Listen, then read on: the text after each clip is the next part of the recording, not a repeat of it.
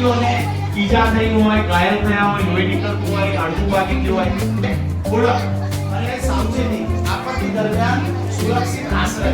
જેમ હમણાં જ અશોકભાઈએ કહ્યું કે સંભવિત ખુલ્લા મેદાનમાં ઝાડ નીચે ના ઉભા રહીએ, ઉપર કોઈ પણ પ્રકારની છત ના હોવી જોઈએ, એ છે સુરક્ષિત આશ્રય. ચલો નેક્સ્ટ.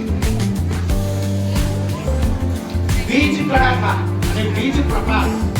વીજ કડાકા જનરલી હવે તો ભારતમાં હવામાન એવું થઈ ગયું છે કે ચોમાસા સિવાય પણ ગમે ત્યારે હેવી અને વરસાદ આવે, અને છેલ્લા 4-5 વર્ષોમાં વાવાઝોડા સાથે જ વરસાદ આવતો હોય તો એમાં જોઈએ છત પરથી છાપરા ઉડી જતા હોય છે, ગાયો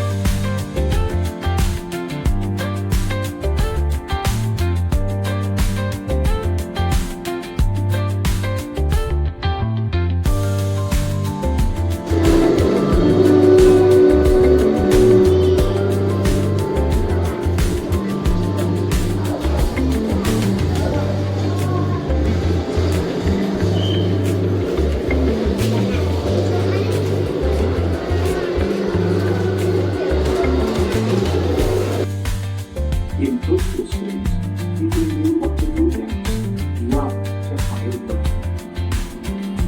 It's the least edge of some buildings and buildings. ऐसी शांत रहेगी, लेकिन इसके नीचे कोई